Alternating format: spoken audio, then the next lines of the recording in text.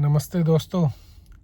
आज काफ़ी दिनों बाद टाइम मिला तो मैंने सोचा अपने दिल की बातें आपके साथ शेयर की जाएं और एक ऐसी बात के बारे में हम डिस्कस करें जो मैंने नोटिस किया है और शायद आपने भी किया हो, और अगर नहीं किया हो तो आगे से आने वाले टाइम में उस पर आप अपना ध्यान रखें।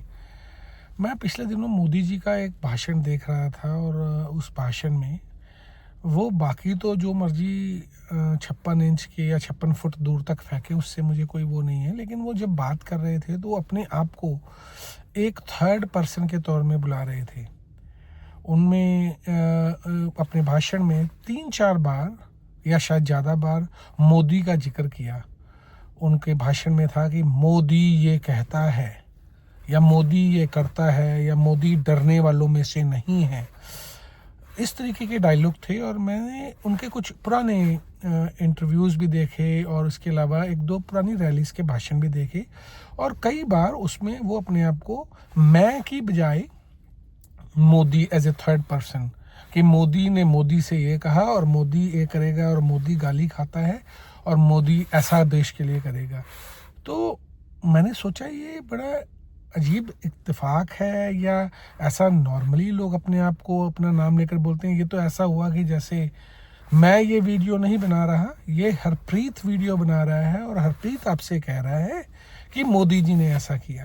तो सुनने में बड़ा अजीब लगा, तो मैंने इसके बारे में थोड़ा और रिसर्च किया तो पता लगा कि जब इंसान अपने आप को थर्ड पार्टी के रूप में बुलाने लग जाए, 1-2 बार कभी कभी हो तो वो एक मजाक के रूप में लिया जा सकता है, लेकिन अगर किसी के ट्रेट्स में आ जाए कि वो हमेशा या ज़्यादातर अपने आप को एक थर्ड पर्सन के तौर पे अपना नाम लेकर अपने आप को रेफ़र करे कि मोदी वहाँ से जा रहा था, मोदी ये, और ख़ुद ही मोदी बोल रहा है या बोल रहे हैं, जो आप जिस तरीके से मर्जी लें, तो ये कहीं ना कहीं एक मेंटल डिसऑर्डर की निशानी हो सकती है। मैं ये नहीं कह रहा कि मोदी जी मेंटल डिसऑर्डर के मरीज हैं, लेकिन जिस तरीके से वो बात करते हैं एक मेंटल डिसऑर्डर है, और उस मेंटल डिसऑर्डर को साइकोलॉजी में 2-3 नाम दिए गए हैं। एक होता है नार्सिसिस्ट बिहेवियर, जिसमें खुद को थर्ड पार्टी बुलाकर अपने आप को महत्व देना, अपने आप को सेंटर ऑफ अटेंशन रखना और अपने आप को एक ब्रांड की तरीके से पेश करना हर बात पे, ताकि लोग आपको एज ए इंडिविजुअल ना जाने, आपको एक ब्रांड के तौर पे जाने। नंबर 2 नार्सिसिस्ट बिहेवियर होता है कि जब आप अपने आप को थर्ड पार्टी के रूप में, थर्ड पर्सन के रूप में बात करते हैं तो इससे रिस्पॉन्सिबिलिटी कम हो जाती है। मैंने डीमोनेटाइजेशन किया, वो रिस्पॉन्सिबिलिटी सीधे मेरे पे आई।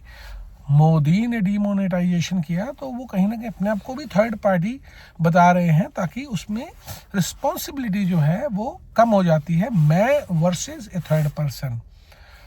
तीसरा जो कारण होता है वो होता है खुद के अंदर छिपी हुई हीन भावना, खुद को दूसरों से नीचा समझना, खुद को समझना कि मैं इस लायक नहीं हूं कि मैं किसी चीज़ की जिम्मेवारी ले सकूं।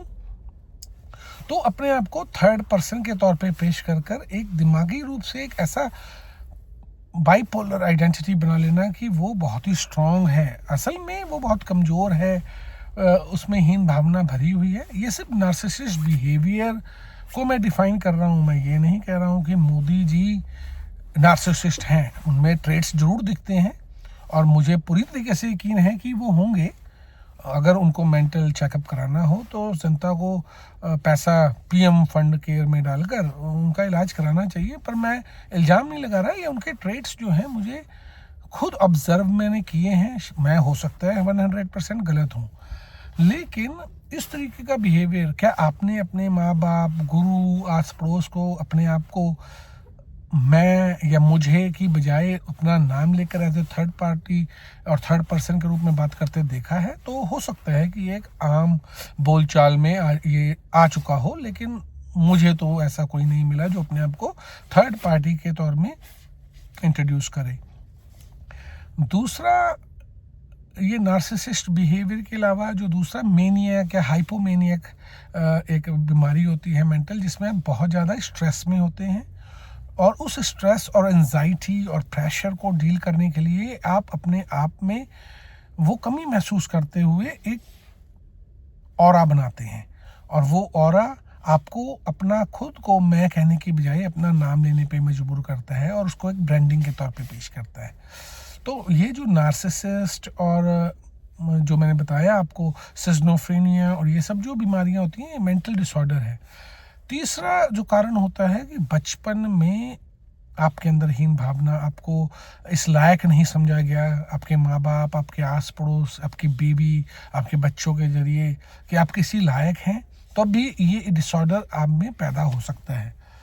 मैं फिर से ये कहना चाहूँगा कि भक्तों, आप अपना दिमाग घर छोड़कर इन 3 बिहेवियर्स के बारे में पढ़ें। मैं क्या कह रहा हूँ उसको डिटेल में रिसर्च करें। मैं किसी भी क्षण ये कहना नहीं चाह रहा कि मोदी जी को ये सब प्रॉब्लम्स हैं। बहुत ही एक मीडिया और मार्केटिंग मैनेजमेंट में भी अपने आप को ब्रांड बनाने के लिए बहुत चालाकी से मैं वाली रिस्पॉन्सिबिलिटी को दूर करने के लिए भी नाम लिए जा सकते हैं। लेकिन साइकोलॉजिकल ये 2-3 जो बीमारियां, ये मेंटल डिसऑर्डर्स को शो करती हैं और इस पे अगर ध्यान ना दिया जाए तो लॉन्ग टर्म में वो अपने आप को लार्जर देन लाइफ मानने लग जाता है इंसान, कि मेरे से बड़ा इस दुनिया में कोई है ही नहीं, सब मेरे से छोटे हैं। असल में वो खुद की हीन भावनाएं, जो उनको इन्फीरियरिटी कॉम्प्लेक्स होता है, वो छुपाने के लिए वो अपने आप को सुपीरियर बनाना भी इसका ही एक पड़ाव है। तो जब ये हद से ज़्यादा बढ़ जाता है और आदमी सोचता है कि मैं लार्जर देन लाइफ हूँ, मैं भगवान से भी बड़ा हूँ।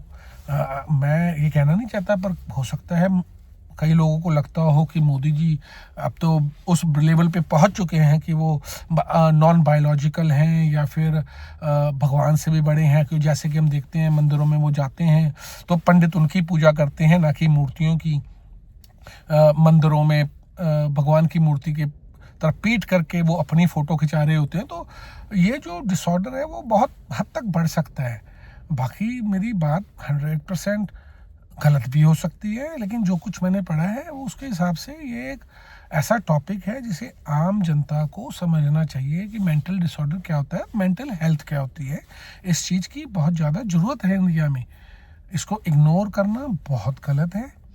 बाकी आपसे ये कहना चाहूँगा कि अगर आपको कोई सवाल हो इस बारे में और आपको लगे कि मैंने ये सब कहाँ से रिसर्च किया, तो आप बिल्कुल कमेंट करना, मैं उसका लिंक आपको भेजूंगा। इसमें कोई भी बात मैं अपने आप दिमाग से नहीं बना रहा हूँ, हरप्रीत ऐसा नहीं कर रहा है। मैं ही ये वीडियो में पूरे ध्यान से मैंने जो पढ़ा है मैं उसके बारे में बता रहा हूँ कि ये बिहेवियर में आदमी के करैक्टरिस्टिक्स क्या हो जाते हैं, ट्रेड्स क्या हो जाते हैं।